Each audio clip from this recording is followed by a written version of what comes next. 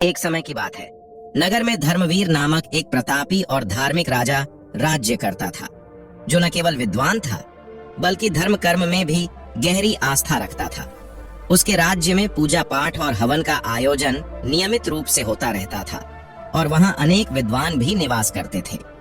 राजा की रानी भी उतनी ही दयालु और धार्मिक थी।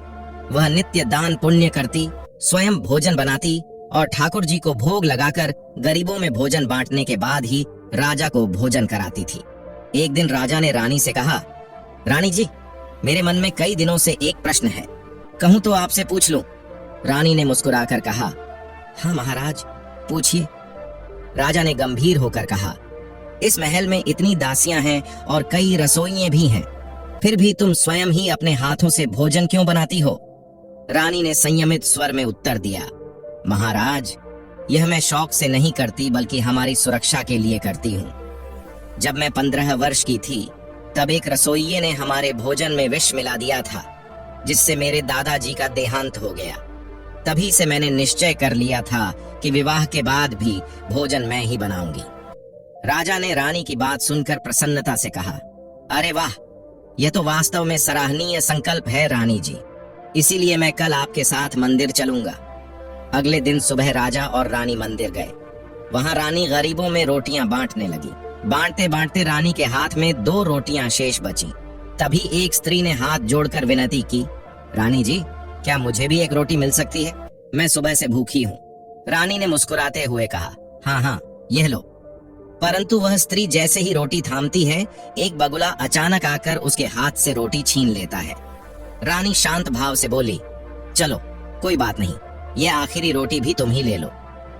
रानी ने उसे दूसरी रोटी भी दे दी, लेकिन दुर्भाग्य से वह भी उसके हाथ में नहीं ठहरती और इस बार एक कौवा आकर रोटी छीन लेता है। राजा और रानी यह देखकर एक दूसरे का चेहरा आश्चर्य से देखते हैं।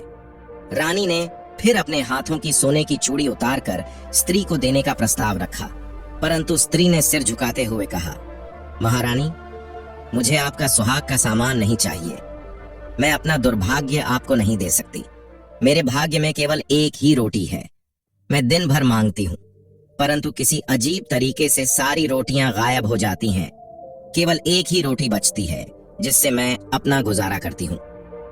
यह सुनकर राजा और रानी दोनों सोच में पड़ गए। रानी के मन में उस स्त्री का दुर्भाग्य देखकर करुणा उमड़ आई और राजा इस रहस्यमय घटना पर चिंतन में डूब गए। राजा ने रानी से कहा, रानी जी, हमारे महल में 5 बड़े बड़े विद्वानों को आश्रय दे रखा है। हमें उनकी परीक्षा लेनी चाहिए कि क्या वे वास्तव में विद्वान हैं या राज दरबार में सिर्फ ऐशो आराम के लिए बैठे हैं। कल सुबह ही हम विद्वानों की एक सभा रखेंगे। अगली सुबह राज दरबार में राजा ने सभी विद्वानों को संबोधित करते हुए कहा, आप सभी एक से बढ़कर एक विद्वान हैं। मेरे मन में एक प्रश्न है और मैं चाहता हूं कि आप सभी इसका उत्तर दें। एक स्त्री है जो दिन भर भीख मांगती है, परंतु शाम तक उसे मुश्किल से एक ही रोटी नसीब होती है। बताइए, उस स्त्री ने पिछले जन्म में कौन से बुरे कर्म किए होंगे जिसके कारण उसे यह दिन देखना पड़ रहा है, और मैंने कौन से पुण्य किए हैं जो मैं इस राजा की कुर्सी पर बैठा हूँ। मेरी पत्नी भी अपने सत्कर्मों के कारण रानी बनी, पर उन्हें अपने हाथों से ही भोजन बनाना पड़ता है। ऐसा कौन सा कर्म उन्होंने किया है? आप सभी बड़े ज्ञानी हैं, इसका उत्तर दें। राजा का प्रश्न सुनकर सभी विद्वान एक दूसरे का चेहरा देखने लगे। अंततः एक विद्वान ने कहा, महाराज, यह तो मनुष्य के कर्मों का फल है। आपने और महारानी ने अच्छे कर्म किए होंगे, इसी कारण आप दोनों राजा रानी बने हैं। वहीं उस स्त्री ने अपने पूर्व जन्म में बुरे कर्म किए होंगे, जिससे वह आज भीख मांग रही है। राजा ने यह उत्तर सुनकर नाखुश होकर कहा, यह उत्तर कोई भी सामान्य व्यक्ति दे सकता है। आप लोग इतने बड़े बड़े पूजा पाठ और ज्ञान के धनी ब्राह्मण हैं। आपकी बातें और एक मूर्ख व्यक्ति की बातों में तो अंतर होना चाहिए। जिस आसन पर आप बैठे हैं वह सिर्फ विद्वानों के लिए है। यदि आप वास्तव में विद्वान हैं तो आपको मेरे प्रश्न का उत्तर देना ही होगा। मैं आप सभी को 3 सप्ताह का समय देता हूँ। जो सही उत्तर देगा उसे 500 सोने की मुद्राएं इनाम में दूंगा और दरबार में सम्मानित करूंगा। परंतु जो उत्तर नहीं दे पाया उसे गधे पर बैठाकर पूरे गांव में घुमाया जाएगा और फिर फांसी दी जाएगी। अब आप जा सकते हैं। यह सुनकर सभी विद्वानों में हलचल मच गई। एक ने बड़बड़ाते हुए कहा, हे भगवान, यह राजा तो विद्वानों का दुश्मन बन बैठा है। पता नहीं इस पागल राजा के दिमाग में ऐसी बातें कहां से आती हैं। किसी ने कहा, अब हमारी भलाई इसी में है कि इस राजा को छोड़कर दुश्मन राज्य में चले जाएं, नहीं तो इज्जत के साथ जान भी जाएगी। इस धमकी से घबराकर आधे से अधिक विद्वान अपनी जान बचाने के लिए दुश्मन राज्य में चले गए।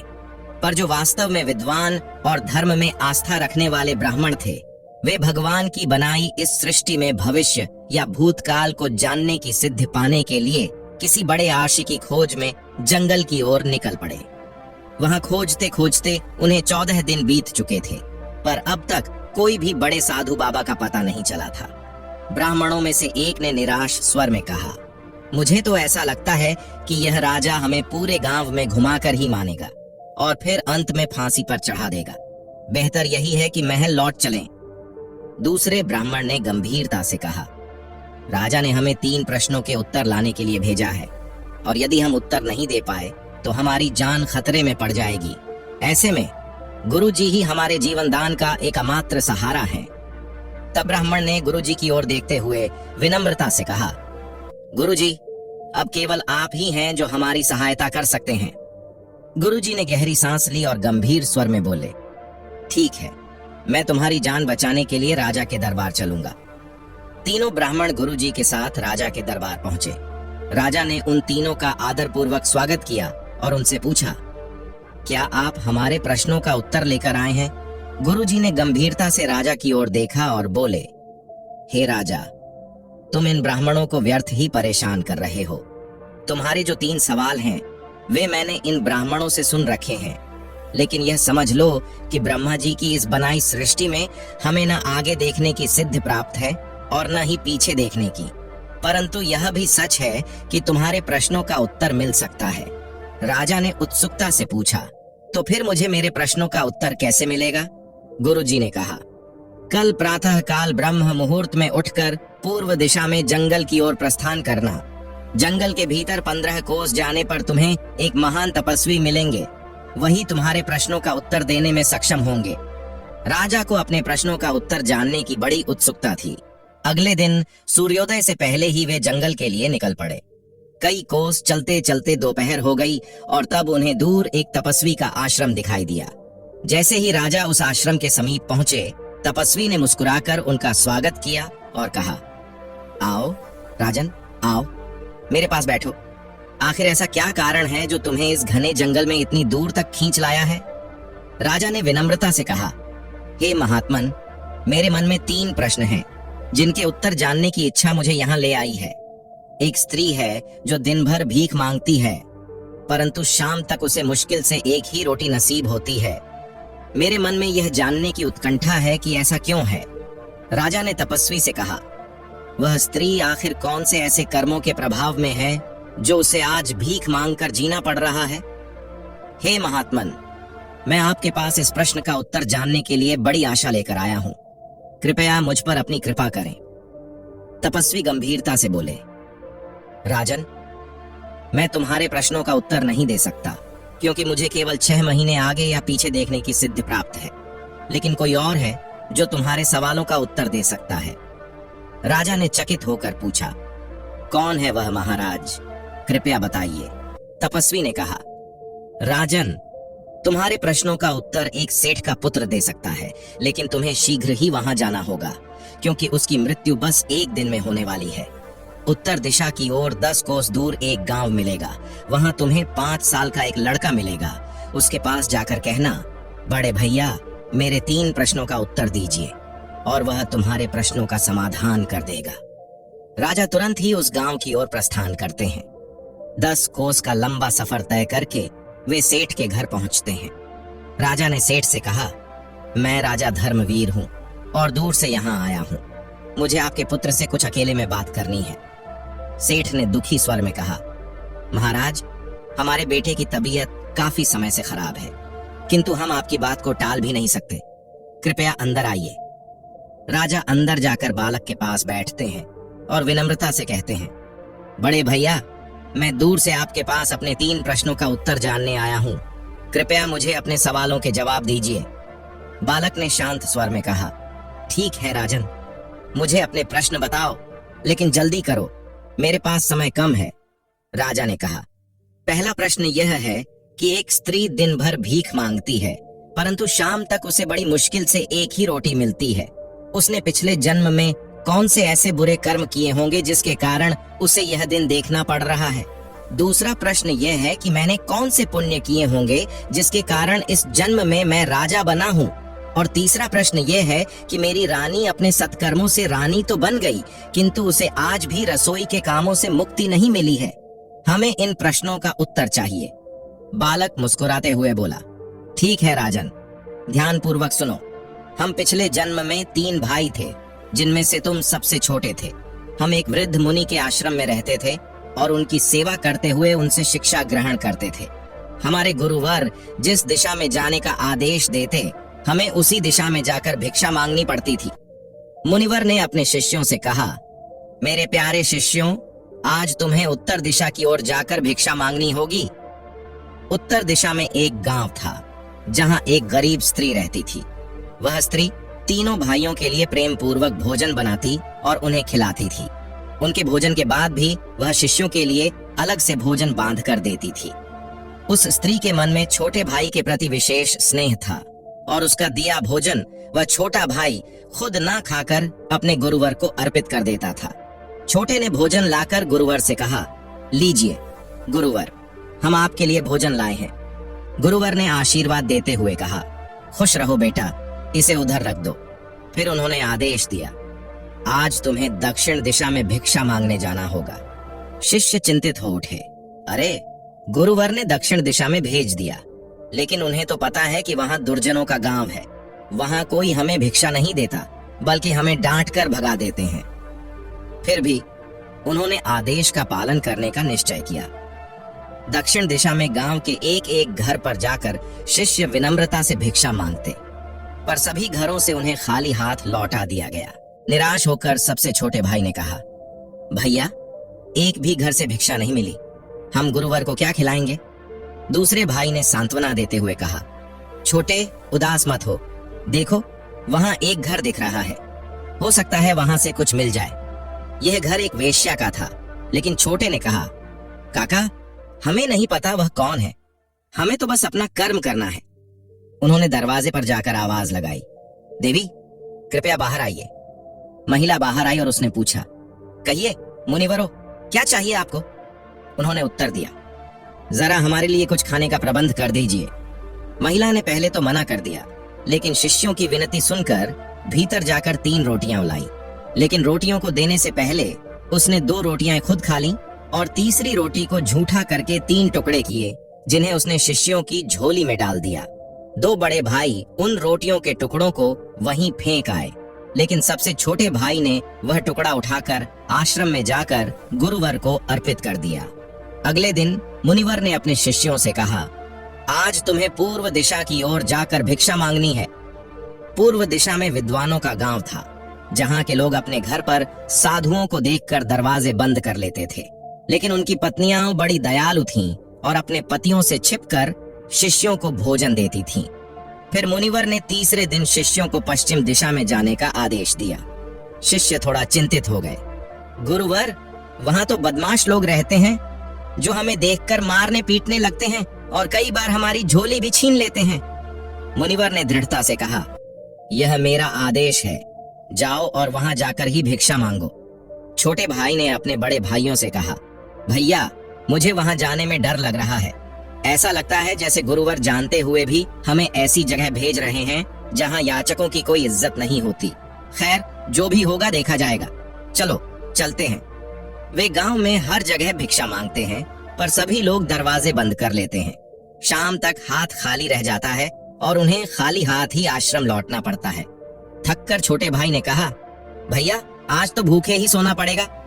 बड़े भाई ने सहमति जताई, हाँ छोटे, देखते हैं हमारे गुरु हमें कल कहाँ भेजते हैं। छोटे भाई ने असहाय होकर कहा, भैया, भूखे पेट मुझे तो नींद ही नहीं आती।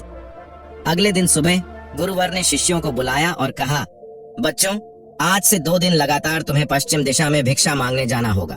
शिष्यों ने परेशान होकर कहा, गुरुवर, हमें मालूम है, कल भी हम उसी नगर में गए थे, जहाँ किसी ने दरवाजा नहीं खोला, फिर भी आप हमें वहीं क्यों भेज रहे हैं? गुरुवर ने दृढ़ता से उत्तर दिया, मैं तुम्हारा गुरु हूँ और मेरा आदेश मानना तुम्हारा कर्तव्य है। शिष्य थोड़ी झिझक के बाद बोले, ठीक है गुरुवर, हम आपके आदेश का पालन करेंगे। और वे 2 दिन लगातार उसी गांव में गए जहां किसी ने उन्हें भिक्षा नहीं दी। तीसरे दिन जब वे फिर उसी गांव पहुंचे तो एक वृद्ध महिला ने उन्हें देखकर कहा, बेटा, मैं तुम तीनों को 2 दिनों से देख रही हूँ। तुम्हारी हालत पर तरस आ रहा है।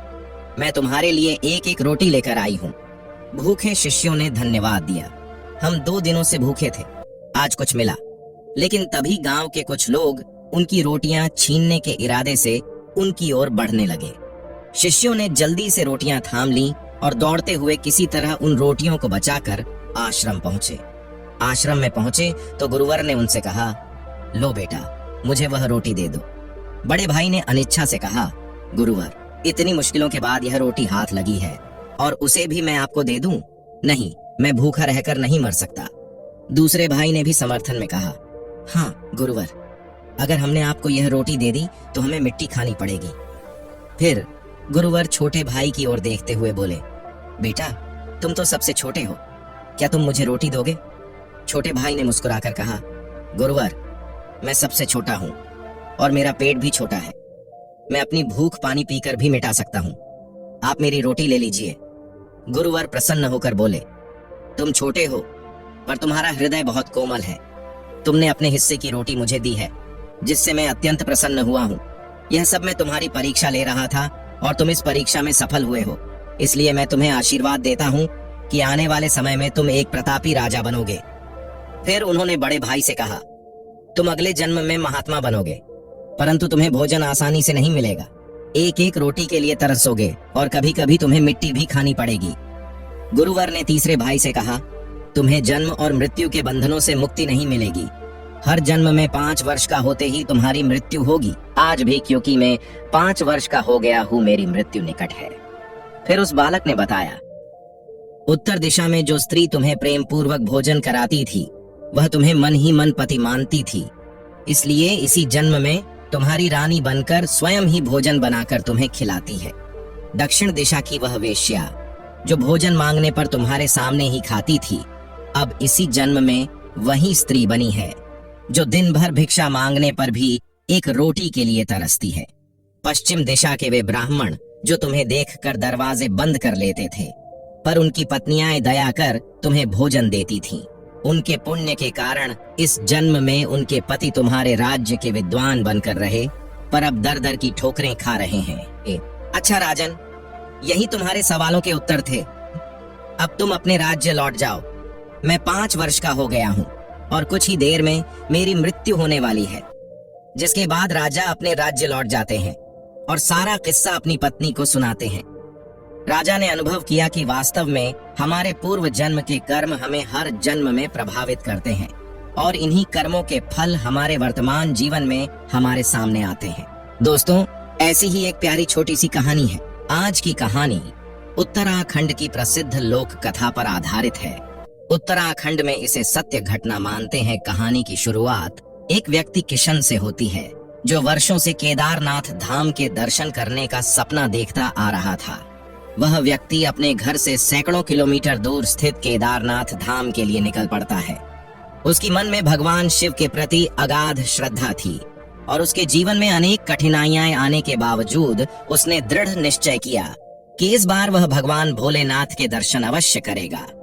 जैसे ही यात्रा का दिन आया, उसका हृदय भक्ति भाव और उत्साह से भर गया।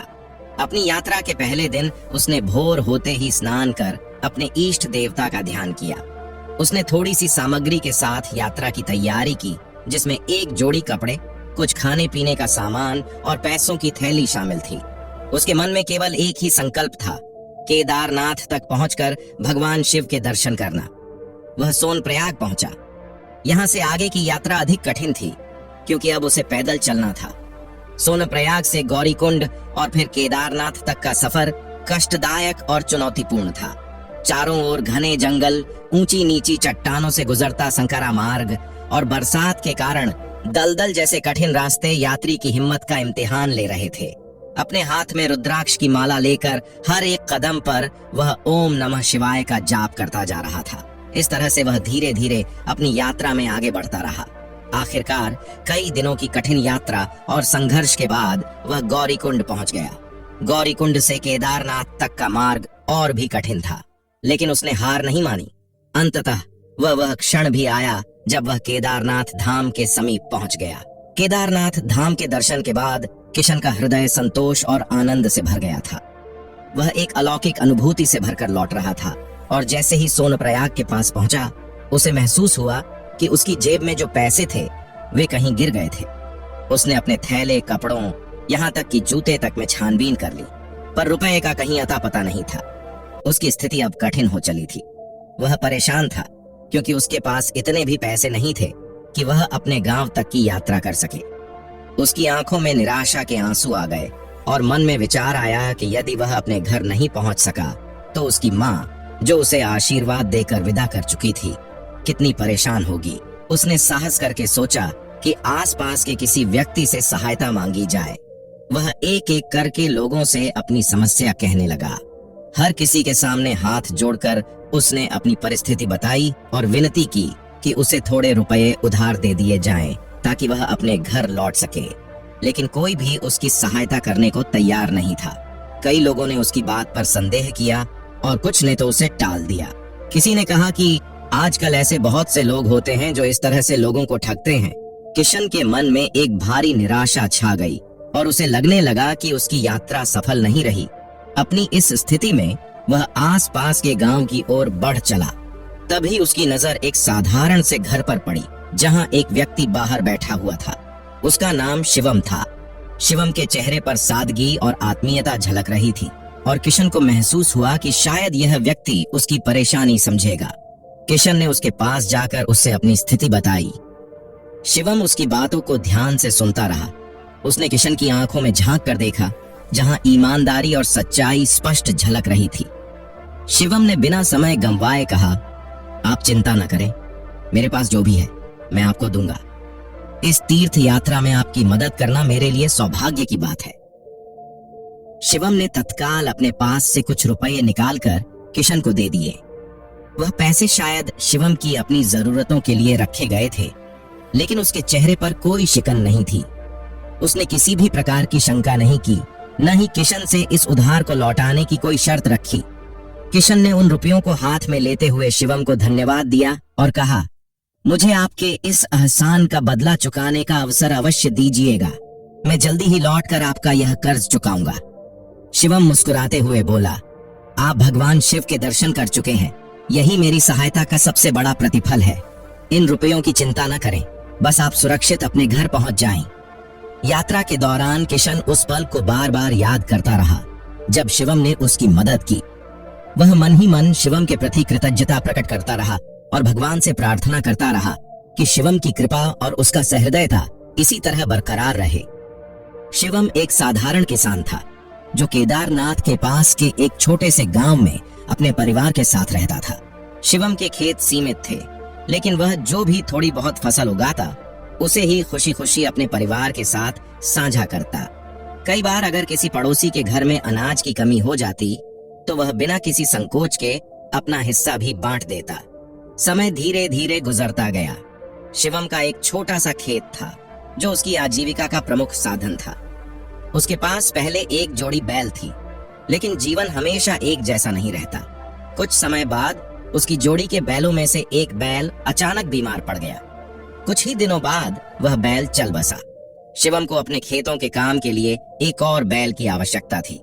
शिवम ने एक नया बैल खरीदा। नया बैल जवान और ताकतवर था, जबकि पुराना बैल अब धीरे धीरे कमजोर होने लगा था। नए और पुराने बैल के बीच एक तालमेल की कमी थी। जब शिवम हल लेकर खेत में जाता तो नया बैल तेजी से आगे बढ़ता, जबकि पुराना बैल उसकी गति का साथ नहीं दे पाता। उसने पुराने बैल का भी उतना ही ध्यान रखा जितना नए का, ताकि दोनों एक साथ मिलकर खेत में काम कर सकें। लेकिन पुराने बैल की उम्र का असर साफ दिखने लगा था। वह धीरे धीरे अशक्त हो रहा था और उसकी ताकत क्षीण होने लगी थी। दूसरी ओर किशन का बेटा, जिसे अभी तक इस घटना की कोई जानकारी नहीं थी, अचानक एक अनोखे और रहस्यमयी स्वप्न का साक्षात्कार करता है। उस रात वह युवक बेहद थका हुआ था और गहरी नींद में सो रहा था। रात का तीसरा पहर था जब उसने एक सपना देखा। स्वप्न में उसने देखा कि वह किसी अनजाने स्थान पर खड़ा है। धीरे धीरे एक स्पष्ट आकृति सामने आई। जैसे जैसे वह आकृति पास आती गई वह उसे पहचानने लगा। यह उसके स्वर्गीय पिता थे। उनका चेहरा शांत और गंभीर था। युवक ने डरते हुए पिता से पूछा, पिताजी, आप यहाँ कैसे? आप तो अब हमारे साथ नहीं हैं। उसके पिता मुस्कुराए। उन्होंने गहरी आवाज में कहा, बेटा, मैं यहाँ तुम्हें एक कार्य सौंपने आया हूँ। एक कर्ज है जिसे मैं अपने जीवन काल में चुका नहीं सका और उसी कर्ज को चुकाने के लिए मुझे इस धरती पर एक बार फिर से आना पड़ा है। युवक हतप्रभ था। उसने पूछा, पिताजी, यह कर्ज कैसा और आपको किससे लेना देना है? तब उसके पिता ने उसे संक्षेप में वह कहानी सुनाई। उन्होंने बताया कि जब वे केदारनाथ यात्रा पर थे तो उनकी मदद एक सज्जन व्यक्ति ने की थी जिसने उन्हें कुछ रुपए उधार दिए थे। उनकी आकस्मिक मृत्यु के कारण वे वह कर्ज चुका नहीं पाए। उस व्यक्ति का नाम था शिवम। पिता ने कहा कि वे चाहते हैं कि यह कर्ज चुकाकर ही उन्हें इस जन्म से मुक्ति मिले, परंतु अब वह इंसानी रूप में नहीं बल्कि एक बैल के रूप में इस संसार में आए हैं। यह सुनकर युवक का मन भारी हो गया। उसे समझ नहीं आ रहा था कि यह सपना है या वास्तविकता। वह पिता से लगातार प्रश्न पूछ रहा था।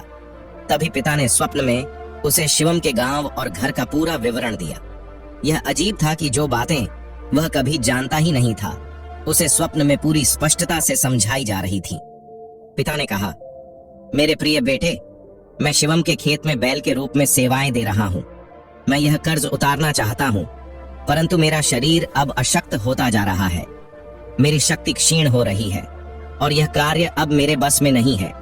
इसलिए अब यह तुम्हारा दायित्व है कि मेरे बचे हुए कर्ज को चुकाकर मुझे इस बंधन से मुक्ति दिलाओ। जब तुम शिवम के पास जाओगे तो तुम्हें मेरी बातों की सच्चाई का एहसास होगा। युवक ने यह सब सुनकर एक गहरी सांस ली और कुछ कहने की कोशिश की, लेकिन तभी उसका सपना टूट गया।